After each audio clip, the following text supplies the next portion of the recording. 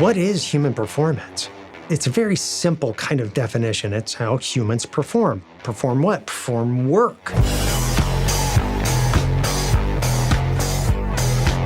Sailors have a high workload, and you have only so many sailors on a ship to perform that work. It could be challenging, is what I'm trying to say.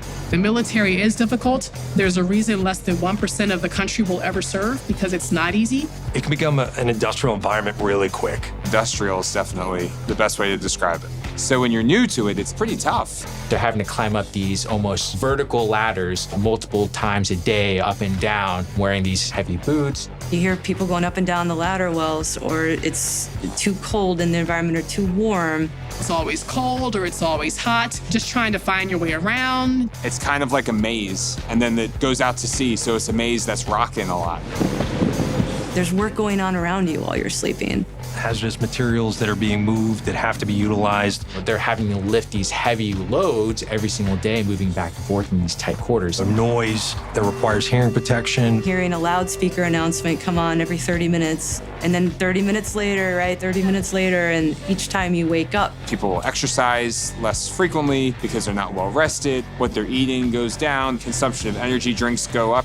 It's all certainly related. A lot of these sailors coming in, they're young. They haven't lived independently by themselves before. They also haven't established themselves in having healthy exercise habits or nutrition habits. Are we getting enough activity in our day? Are we getting exercise, getting our heart rate up? How well are we managing our stress? Really, it's the interplay of all these factors that contribute to someone's ability to perform their job safely and keep them healthy. How we develop them, how we get their human performance to continue to peak, that's a critical component to this entire process. It costs us a lot of money to bring folks in and train them up. So once we have them, we want them to perform well for as long as possible. What I see across the Navy is the Navy has the tech, but they lack the HPO. And without the HPO, you're not going to realize the full power of leveraging that technology.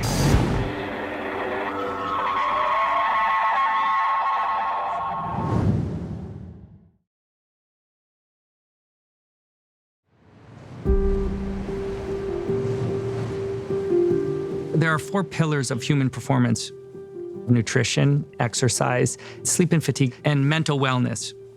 And so in order to build and maintain health, you really do have to have a plan and actively support each one of these domains in a continual way in order to achieve that optimal performance state. Exactly. It's body, it's mind, it's nutrition, it's sleep, it's activity. It has to be interconnected to really achieve maximal performance. 100%, it's those core competencies, right? You've got these core competencies across these different domains of performance or health that you need to have locked down, or you're not going to be able to go on to do actually all the cool stuff, or at least you're not going to be able to go on to do it for very long. And that's why I think the DoD is starting to realize that. You know, it's an investment in the whole person that's not cliche. You'll see it in pro sports, collegiate sports, high-tier high school sports, because we know that it works. It turns out we're trying to answer very similar questions. How do we perform better? How do we lower injury risk? How do we improve health and wellness and longevity? And how can we scientifically explore these things that are happening in athletics, translate that information over to the military, and vice versa? The simple way to put it is it's like, imagine I have a sports team. And I have a physician, I have physical therapists, athletic trainers, healthcare providers.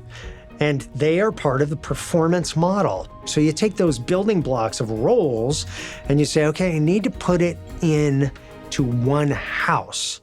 What does that look like?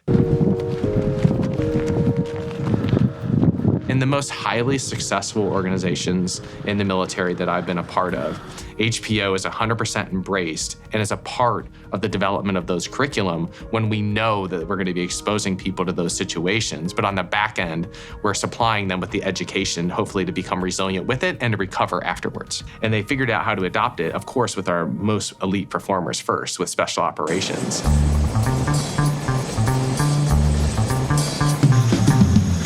Thor 3 was one of the first ones to have some type of full structured H2F. The Ranger Bats and Special Forces had it first, probably about 10 years before H2F, as the garrison large army got it to implement in a pilot type of setting. They were already having data coming from Thor 3, looking at this from a smaller scope, going, hey, this is working. Let's start seeing what it looks like with the non-special forces, bigger approach, bigger broad scale, and let's see how we can implement it. The Army looked at injury rates and then the cost of rehab for the injuries. And they said it cost, I think it's somewhere in the neighborhood of $880 billion for musculoskeletal soft tissue injuries. And then they said if we could save even a quarter of that, we have just saved $200 billion just by getting on the forefront of things as opposed to trying to be reactive. We were showing that return on investment very quickly. So that was so successful that the big Army decided, okay, yes, this is something that we need. And so they scaled it out and they're like, let's get this across the board. All right, guys, give yourself plenty of room so you're not jumping into each other. And go! So we have athletic trainers, strength and conditioning coaches, physical therapists, physical therapy assistants. For the mental domain, we have our occupational therapists as well as our cognitive performance specialist. Spiritual, we work with the brigade and battalion chaplains. Sleep, we call him our sleep guy, the sleep expert. And then we also have registered dietitians and a health nutrition educator. If someone is looking for a specialty school program and they need to increase their running time, increase their rates, there's different avenues in which we can be moved around. And the injury rate is really what we're trying to get at here. If we can have injury prevention at the forefront, we're able to move forward and keep everyone healthier and ultimately save the Army money. Human performance optimization science has these significant advantages in that we can directly focus on functions of an occupation, which increases their survival, but it also increases their ability to thrive in other aspects of their life. It isn't really relegated to an evidence-based treatment of pathology when something's broken. It's more on the focus of preventing something. Let's say we have a back injury. That can be a physical thing that happened, so maybe there's one moment in time, or maybe it's something that develops over time and it becomes a chronic injury. And then you're thinking, oh, I'm gonna let down my team. That leads to some more isolation because you now feel like you're pulled out of the team a little bit. And if we don't address some of the injuries that can have those widespread effects, there's a risk to overall readiness. I'm a firm believer in giving the participant, whether it's an athlete, military personnel, the power and the tools. So if you can get involved early on in their recruitment and do a baseline assessment, but then also have some time with them to give them through that process and go through and then also educate so that when they're out in the field, they're out on the ship, they're out doing different things, they know, oh, well, when I was back and I did all this testing, I found out this, this, and that, so this will help me. It's to give them the tools so that they can make the changes and improvements themselves. Tactical athletes, they're not going into a game for win or lose. They're going into a mission where the outcome could be life or death.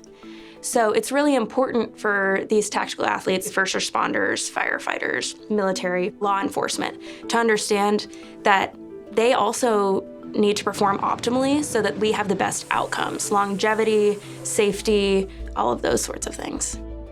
Even for people that aren't thought of traditionally as athletic or similar. What about a maintainer, right? And their job is simply to maintain an aircraft. That's not something where they think of themselves as athletes, but what happens in a surge operation where we expect them to turn around aircraft for 24 hours straight? And now they're doing it in a fatigued state. There's musculoskeletal issues. They may not be adequately prepared for that kind of endurance.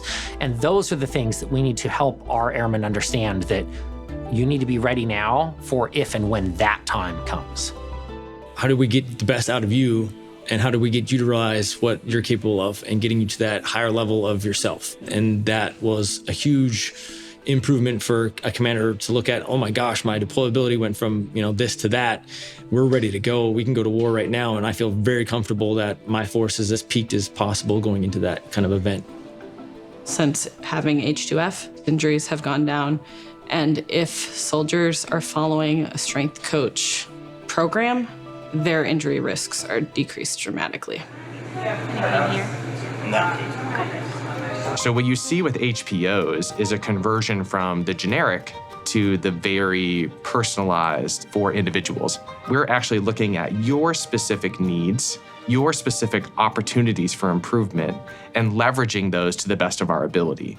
What do these sailors need? What risks are they facing? We know that sailors have high risk for shoulder injuries, high risk for lower back injuries, right? They're not sleeping well enough. They're having poor nutritional opportunities, right? So it's taking these small challenges that sailors are facing and trying to make suggestions and pushes to improve these decisions that they're making to then lead to healthier outcomes. I think that as a Navy, we need to do better. We need to do right by our sailors. We need to make sure that we're not using that contract of patriotism and serving to just not putting the effort into making life as good as it can be for the people who are serving when they're training and when they're in peacetime situations, which is the majority of the time when you're in the Navy. Keeping them healthy is going to keep them over multiple deployments and re-enlisting, and then that's the opportunity to have longer careers. And then once you start building up those multiple enlistments, then you've got very skilled, very resilient sailors that you have there. But I think it all comes back to like, how do we keep them happy and healthy and safe to where they're not burnt out?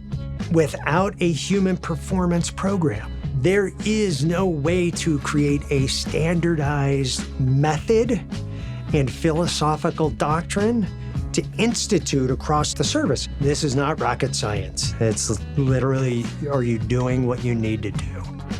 I think that's where you have to start, is helping them to understand that they are in so much more control over how their brain is programmed, how their body responds to their environment, how they respond or react to certain people, places, situations, and things is very much up to them in terms of their training. Then here is how you get your hands on the levers.